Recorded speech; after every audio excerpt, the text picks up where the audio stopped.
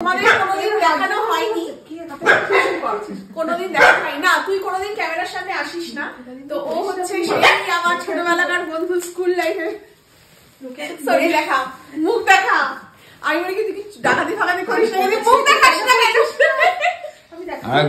আর এটা হচ্ছে সৌমি, ও কিন্তু আমাদের স্কুলেরই মেয়ে, কিন্তু আমাদের থেকে জুনিয়র, তাই তো? সৌমি হচ্ছে জুনিয়র।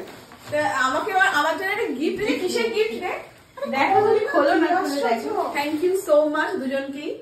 হ্যাঁ কি লিখেছে দেখো, এবার তোর সঙ্গে ঝগড়া হবে, লিখেছে হ্যাপি বিলেটেড বার্থডে, চলে যাবে সামনে বছর, ফেমাস সেলেব বলে dot dot dot dot dot, হ্যাঁ সেলিব্রিটি। ওরে যা তা একদম। আর আমাকে এঁকেছে দেখো না কত সুন্দর, এই মানে কি বলবো, দারুণ দারুণ। না না এটা তো আমজাদ খানের সেই চেন গো, কিতনে আদমি হ্যাঁ রে, হ্যাঁ এই বাজে কথাগুলো হয় না। বাবা আমি এতটাও সেলিব্রিটি নই যে এরকম একটা ব্যাগ এটা নিয়ে কোথায় যাবো। এটা নতুন এখন হচ্ছে না ফিল্ম ফেস্টিভ্যাল কলকাতা, এটা তুই যাবি তো? এত সুন্দর একটা ব্যাগ, এটা আমাকে মানাবে না। তোর জন্য সত্যি সাদা দেখে তো মানে অন্য রং চাইছিলাম, কিন্তু অন্য রং না, বেস্ট। এটা মানে ক্লাসি একটা, কিন্তু মানে আমাকে মানাবে এটাকে নিয়ে? তুই আমায় দিয়ে, আমি আর ছুটিং যাবো। এই হচ্ছে মানুষের নাটক, আমাকে মানাবে সেটা দেখেছো না? বাড়িতে মানে যে মানে জামা পরে থাকতে পারবে, আমি শুধুও পারবি। ইনফ্যাক্ট কি সুন্দর হয়েছে, thank you both of you এত সুন্দর একটা গিফট দেওয়ার জন্য আমাকে। ও থ্যাংক ইউ বলে ঝগড়া করে আমার সাথে এরকম। তো সোনিয়ার জন্য না এটা রেখে দিয়েছিলাম। তো কথা হচ্ছে যে যখন আমরা স্কুল লাইফে পড়তাম তখন মুখিয়ে ঝুঁকিয়ে মারছে, তো তখন থেকেই ও খুব সুন্দর সুন্দর চিঠি লিখতে, বুঝেছো? তো কার্ড দিত সুন্দর সুন্দর, তারপরে সব রাখা আছে, খুব ভালো ড্র করতে পারতো, এখনো পারে।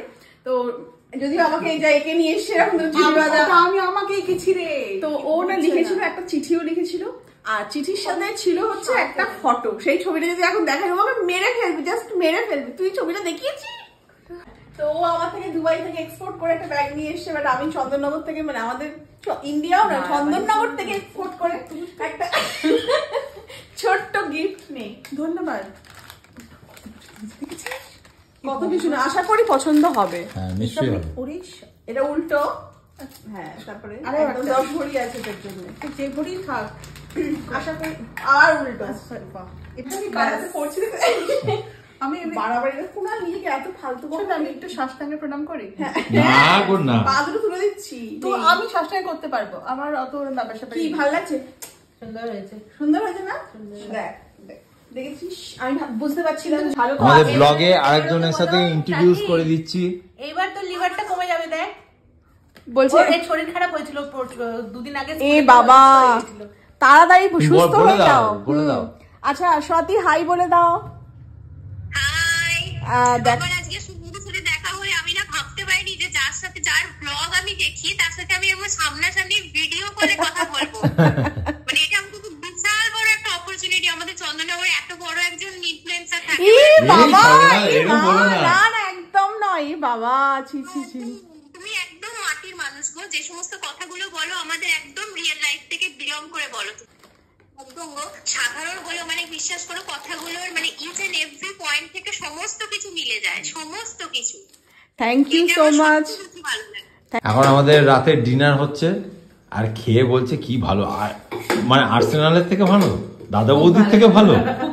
এরা যা মারবে না আমাদের, বুঝলি তো দাদা বৌদি, ফ্র্যাঞ্চাইজি ক্যান্সেল হয়ে যাবে ওদের। আরে আমি তো ভয় আছে কি এতদিন বাদে বিরিয়ানি করছি, জানি না সেই ও মানে রাখতে পারবো কিনা সেই রেপুটেশনটা। হ্যাঁ রেপুটেশন রেখেছো, প্রাইজ দেবো তোমাকে। হ্যাঁ কি দিবি? এই বড় বড় কথাগুলো তুই বলিস, দিবি তো? দুবাই ট্রিপ বললাম না আমার ক্যামেরা পরে, আমি তো সত্য। তুই এক কাজ কর, কালকে তোকে শালবনি নিয়ে যাবো। কোথায় দুবাই?